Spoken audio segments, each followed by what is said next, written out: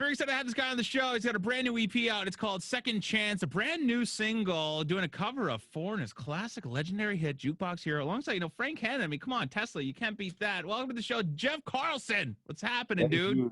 Thank you, Jeremy. Glad to be here, bro. Sorry, I'm running a little late. I'm a little frazzled. I was on an interview just before you with an EDM pop DJ from Germany. Oh, wow, cool. Right So I had to switch over my whole studio from the purple from the radio station to the podcast branding. I had to change my clothes to look a little less pop. I hear you. No worries. What you been up to? What's going on with you? Are you like isolating and stuff, or where are you, by the way? Are you in Vegas? Yeah, Las Vegas. Yep. Okay. So being a member of a band that kind of survives off playing live, man, you must be like what am I doing with myself right now? Yeah, well, we're trying to use it like the glass is half full versus half empty right now, because we're getting ready to start tracking for our new record. So that the Second Chance EP, it just got pulled down. I had my first label was on Potomac Records, which is Mike Bailey. He's a friend of mine. He's Bret Michaels' drummer. Oh, cool. He started a label, and I don't know if it was because of the pandemic or whatever, but he had folded the label, so I had released it on his label. So I got another label. I signed with a new label, RFL Records, and in last December. So basically, what we're doing is the Orchard, which was the distribution for Potomac, pulled it down, and we're going to re-release it with maybe some new songs here next year. So, okay. But we're just finishing up doing all the detail work for the new record, and I think it's going to be really cool once it's done. So yeah, hopefully that'll working our best, foot forward here, So well, that's it, and I mean, with songs like Never Be Another You and Screaming Inside, like, are we going to expect that, the ballads and the rockers, and what can we expect on this new album? Yeah, we've got a lot something for everybody, man. I mean, we go from there's a new song we put on there. It's going to be called "Promise the Moon," and there's two different versions of that. I did a band version, and I did our producer Brandon, Robbie's son, our lead guitar player. His son does all our recording for us and producing, and so he basically did like a orchestral version of it. Oh, that's cool. Yeah. So yeah, we'll see what happens, man. Yeah. Yeah, that's the thing with the studio. There's so many endless possibilities about what you want to do with it. Totally. And why rush through it? You're in a pandemic. Take your time. Yeah, you know what? The threshold on the gate on the explosive snare isn't just. It's not just explosive enough. Exactly. Needs a little bit more cannonball. Exactly. I don't want it to come back and go, well, damn, I should have put that 2.3 second delay there. Yeah, exactly. Like, oh, shit. The flanger would have sounded great in that third bar. I know, right? But that's the thing, in the studio, you can do whatever you want. And then live, it's a matter of how you pull it off. If you're going to be playing the tracks, if you're running a digital board and stuff. And Right. Where do you guys usually gig? Last year we played. There's a place here in Vegas that we love. It's called Counts Vamped. Dude, I've been hearing about this place for years, and of all the times I've been to Vegas, I still have not gotten there. Oh man, it's great. Danny Coker is the man. I have yet to meet him. I want to meet him. Hopefully soon I will. Yeah. They just started opening back up, but they haven't booked any bands yet. But we played with Phil X from Bon Jovi there. We played with Faster Pussycat, Bang Tango, Tora Tora. Nice. Are these bands that you grew up with, like listening to, or were you around the scene when they were coming up? No, I grew up with them, listening to them. They're all great. It's really cool. We played the Whiskey in LA 3 times last year. Nice. That's awesome. Yeah, it was cool. Lita Ford, I mean, we played with her, and we played with Firehouse, and we played with Jack Russell. So those 3 shows are awesome. Yeah. And especially, for you as a fan to be, on the same bill as these guys, it's like, holy shit, this is awesome. Oh, yeah. Yeah, it's cool. you know, and those guys I really grew up with, especially Jack. He was a huge, huge, huge hero of mine. I loved him, man. I saw Yeah. them back in the day on when open for, I think it was Night Ranger, and it was on the Once Bitten tour, and I'd never seen him before. I was like, I don't know, 15. And I Nice. was like just blown away, you know, like, wow, who is that? You know? Well, talk about a great band and great songwriters, with Alan Niven and Jack and just like, Once Bitten is just so good. They actually did an acoustic version of that. Like they Once Bitten Acoustic Shy, I think it's called. And I bought a copy of it, and it's so good. Like those songs that's when you know it's a good song, when you just strip down all the ridiculous production and do it all in acoustic guitar. That's how we write, man. That's how we write. You know, I actually took that from John Bon Jovi. He always said, him and Richie, they always said, you know, a good song is a good song if you can strip it down on guitar, on acoustic, and it still translates, you know. So that's actually how we start writing our songs. You know, even if we have a heavier riff, we can still play it on acoustic, you know, but that's where you come up with really good melody ideas and, you know. Yeah, it's the same concept as, I guess, sitting at the piano and playing a couple of chords and coming up with melody. You know, exactly. You switch it over to guitar. I was hanging out with Aldo Nova. I had him on the podcast, and right on. He, I haven't heard from him in a long time, man. Yeah, he's working on a rock opera right now. It's pretty much done. It's 23 songs. Sweet. It's like 3 hours long, dude, and the music is epic. Like he's doing everything in his house. So we went over to his studio. And we were talking about, songwriting and stuff, and he was talking about working with John Bon Jovi. And he pulled out. He was on that first record. Yeah. He was on that first record, and he produced Blaze of Glory. Like, that's all I didn't know that. Yeah. No shit. Wow. Cool. Yeah. So he pulled out, he went into one of his, one of the drawers in his studio. And his studio is awesome. If you go on my YouTube channel, I'll send you the video. Like, we're sitting in his studio. He's got his console. He's got his Grammy in the back. And, it's freaking cool. So he pulls out of this little storage desk, basically, and he pulls out a cassette. And he's like, here, this is the original demo I got from John of Blaze of Glory. So he put it on for us. And we're sitting there, and it's just John. And he goes, at the beginning, he's like, hey, Aldo, it's John here. I got this idea. Try and get me something by Monday. And then he goes into it. And he's doing it's Blaze of Glory, like stripped down. It's the melody, dude. And it's just so cool. Badass. Wow. And it just goes to show everything starts on the acoustic guitar. I know, right? Absolutely. Yeah, man. So of all the bands and musicians that you grew up listening to, and now you've gotten to play with some of them, is there anybody on that bucket list that you'd say, oh, I would love if they join us on stage? Absolutely. Actually, John, that's probably too much to wish for at this point. He's busy playing in his wedding band. Yeah, right. But no, Richie, absolutely. Richie would be cool. Yeah. What is it about Richie Sambora that makes you just go, damn, he's so good? Everything. He's got a great voice, dude, and he's an amazing guitar player. He's an amazing writer. I mean, I'd probably give my right arm just to sit down for 5 minutes and do a song with him. I mean, even just to talk to the dude would be epic. I know, right? Exactly. No. Yep. So tell me about, Foreigner. What is it about Jukebox Hero that made you want to do that as a cover? And then I want to talk to you about getting Frank Hannon on the track. But what is it, talking about Foreigner and that album when it came out, Foreigner 4, and they're working with Mutt Lange for the first time, and he's coming in and he's kind of elevating the production game and music, and they're doing all kinds of experimental things. You listen to those backing vocals and all that record just sounds so massive.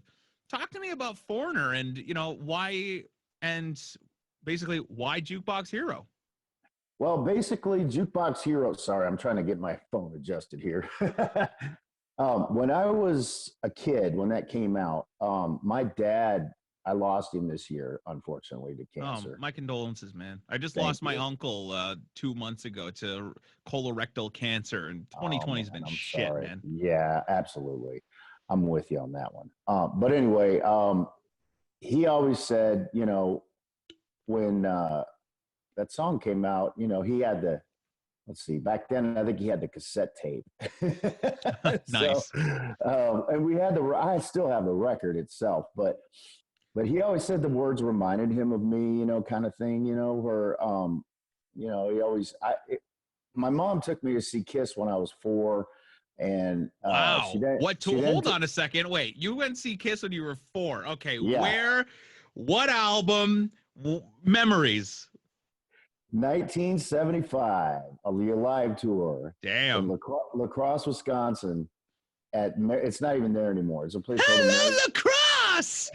Exactly. How you doing, La Crosse nights? That's awesome. Got all of that. So 4 years old, you're getting blown. Your head's getting blown up by Paul Stanley's shriek. I know, right?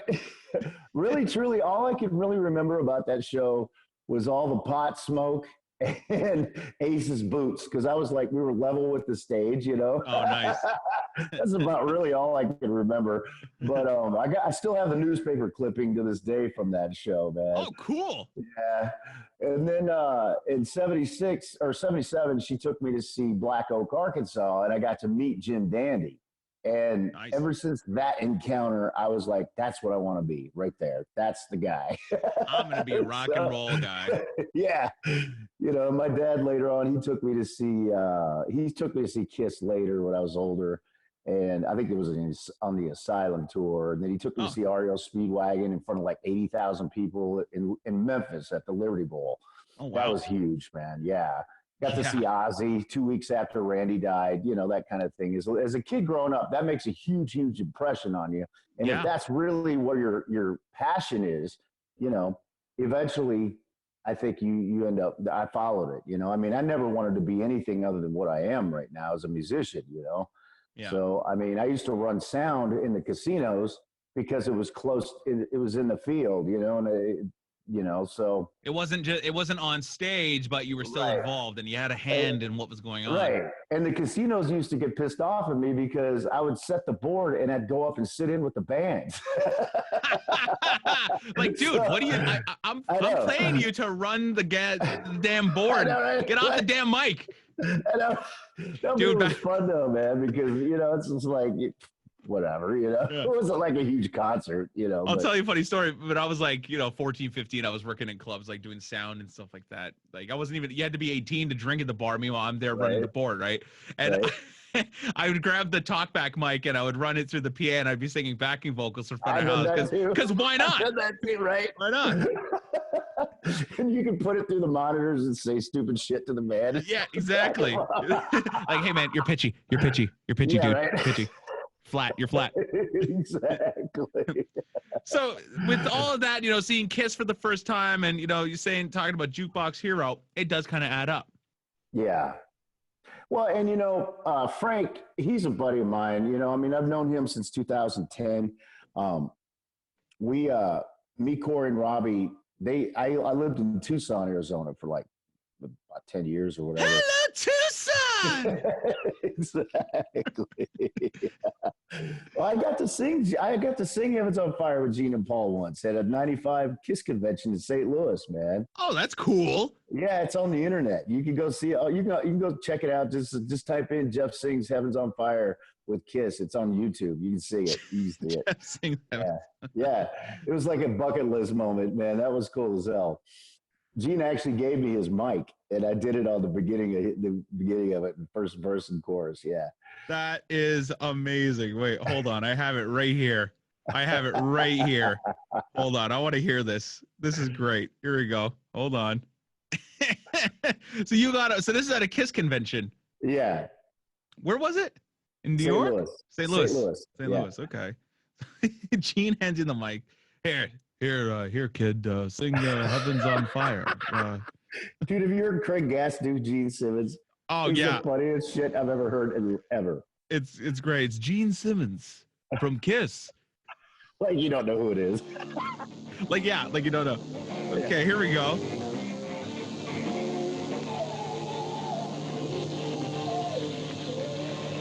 Okay, hold on. Oh, there you go. I see you now.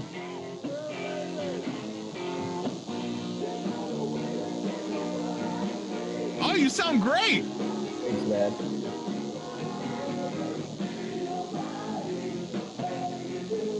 Dude, it sounds like Kiss. Dude! But yeah. Fucking right, dude. That's epic. Oh, I love that. That's so cool. That's awesome. Thanks, man. Wow. Yeah, it was a lot of fun, you know.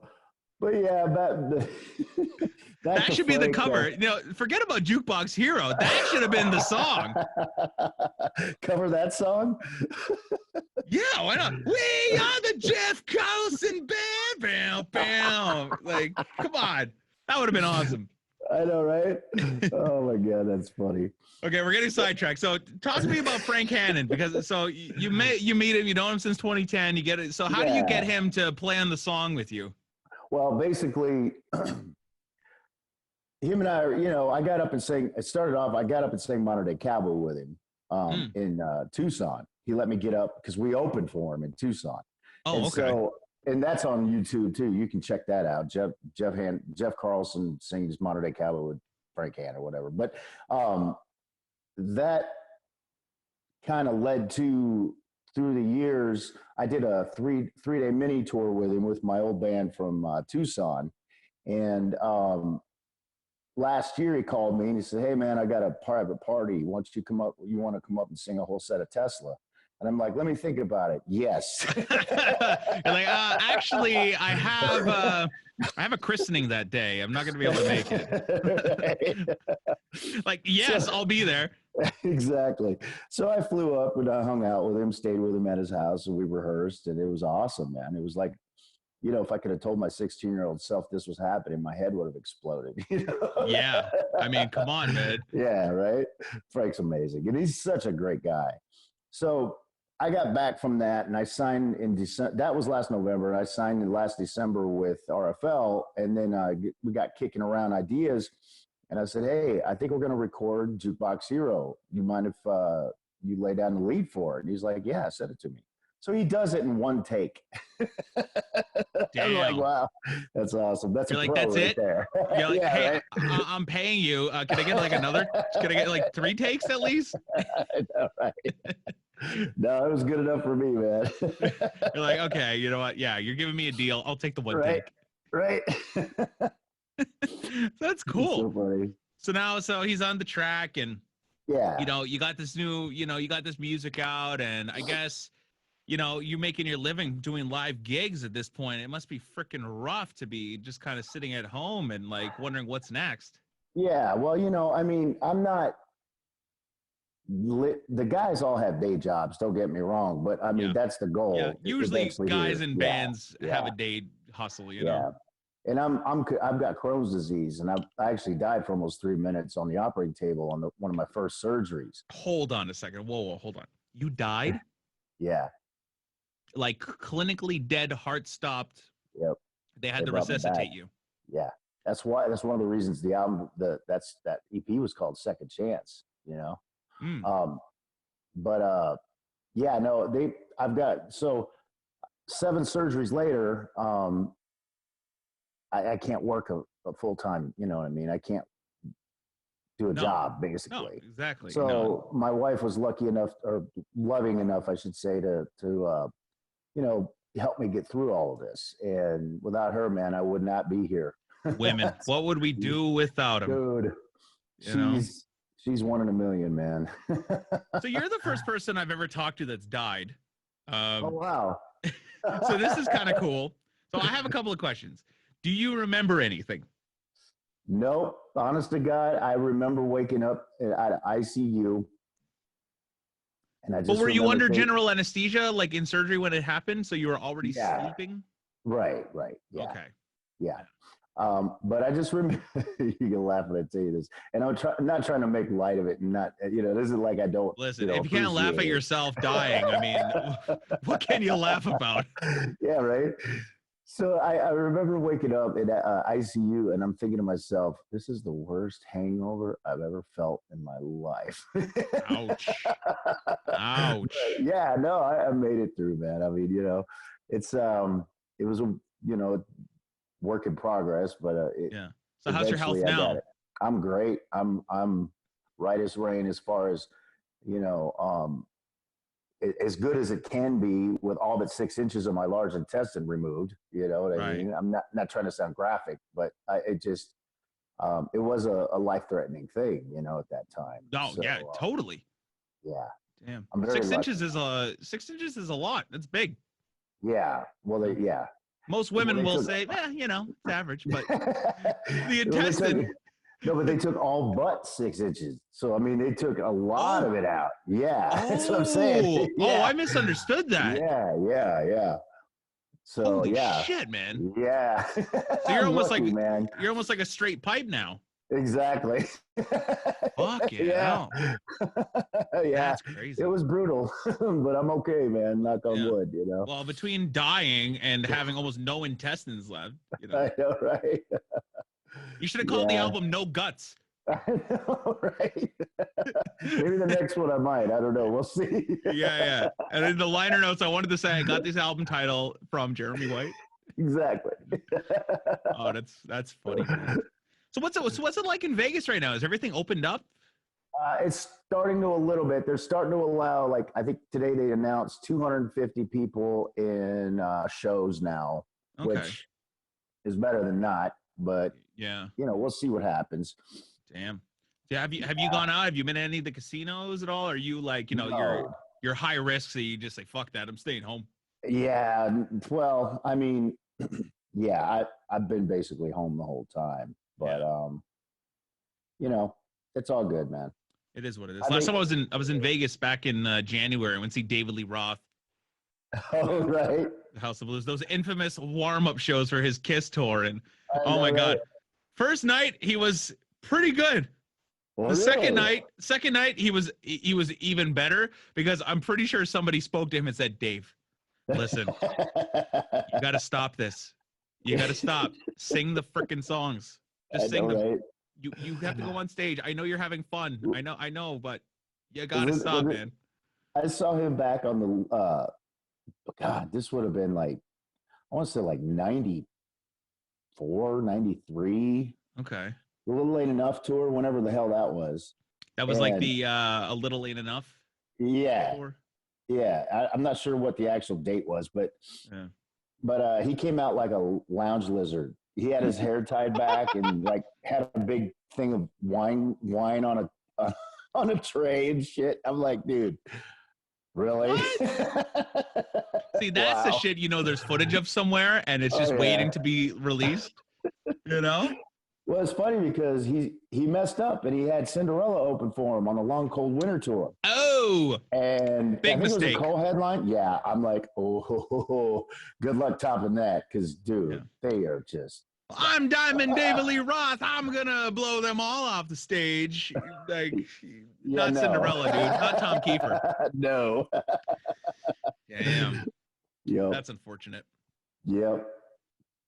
Oh But well. So but that's yeah, cool. man. So yeah, me and Frank are. I mean, I love the guy. He's awesome, you know. And our next album, our new album, we're gonna do a remake of Jane from Starship, but I'm gonna have Oz Fox play lead guitar on it. Nice. That's cool. Yeah, that'll be fun. Yeah, I mean, absolutely. I'm excited I for know that. Joel Hoekstra and Brian Tichy just did a cover of that, but you know, I think it was just a pandemic bored kind of. They were just kind of Yeah. bored and It doing wasn't something, you know. yeah. Yeah, So those guys they could just, do whatever they want, I guess, at this point. right, right. Great musicians. What can I say, man? I gotta get back to Vegas soon. I miss it. Oh God. Yeah. Well, we were supposed to play with Tesla April 17th. Had the show. We were direct support, everything, man. I had merch with the Jukebox Hero, shirts, CDs, all that. So it's And just it's just got, collecting dust now, just yep. waiting to So be sold. hopefully the next time they come through, you know, I'll get on the show. But you know, Yeah. it's Where was that at? Where was so, the gig? House of Blues House of Blues. in Okay. Mandalay Bay. Yeah, Yeah. That's a we nice played there. venue. Yeah, it is. We played there last November, or no, last August. Sorry, Mm. and it was awesome because it wasn't an opening for a band per se. It was an opening for, they had this, they call them rock offs. It's like a Bon Jovi, Guns N' Roses type thing. Okay. And they have like a house band, and they have like all these different singers and they sing their songs, kind of whatever. But rock star for a night. yeah, right. And so, but we had so much fun, man. It was a blast. We killed it on that show. It was really cool.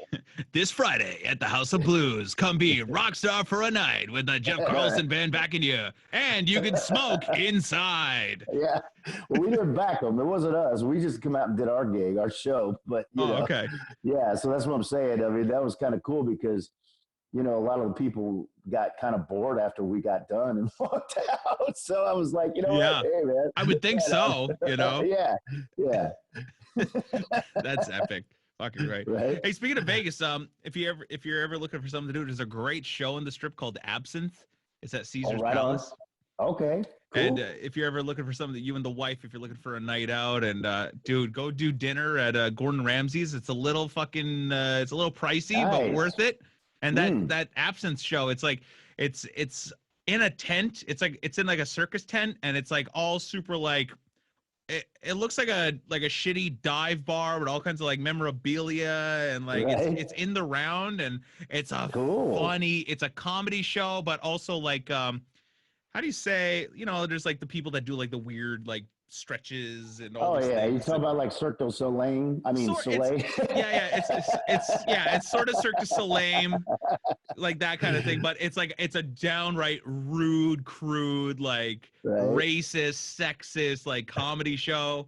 And they got like the contortionists. I think is that the word? Oh, right on. Cool. Anyways, so that's pretty cool. So next time you're in Vegas, go check out Absinthe. I had a great time, you know. Well, I'll check it out. We're, you know. And you guys play at Count? It's called Count Vamps? Counts Vamped, yes. Counts Vamped. Yes. Counts Vamped, not Count really Vamps. Cool. It's Counts Vamped. Yeah, Danny Coker, he's the Count, you know. Right, that's his moniker. But man, he's got some beautiful cars. Oh my God! He had an old Stutz Bearcat or whatever, like Elvis had. Okay, it was just killer, dude. He's got some nice stuff. Damn, he should let you drive some of that stuff. Yeah, I wish. You know? All right. Well, Jeff Carlson, the EP is out, and his big tune, Jukebox Hero with Frank Hannon's available now. You go and stream it, download it, go buy it on iTunes. So, you know, after the royalties and everything, you know, they'll get a small performance percentage, and it'll help pay for stuff, you know? Appreciate it. Yeah, absolutely. It's great being on your show, dude. I had a blast, man. Oh, thanks for a lot for, you know, coming on and, you know, being a guest. This is a lot of fun. Is there, you got to be, I guess you're going to be doing some shows, you know, next year? Yeah. Well, once they start opening up enough to see, Counts is not, they just now got Friday and Saturday open. They're not booking any bands yet. So as soon as they start doing that, we'll get in there. We just signed with new management, Nolan Hodges and MK Music. He's probably going to help us, you know, get a booking agency to start going on the road and booking some shows. I'd love to do some, you know, we'll do some fly dates eventually, you know, and get out, and, you know, we'll be back out again once things open up. It's just a question of each, you know, opening up. Well, doing what you can, I guess, you know? Exactly. Well, it was great chatting with you, man. I hope you stay healthy. Thanks, Please don't die so I can come to Vegas and see you. You got it, man. You got it. Next time I'm there, we'll party it up. I want to come see your show. Thanks, Jeremy, man. Right on. All right, man. Great chat. Okay. We'll talk soon. You too. Okay. Bye-bye. Bye.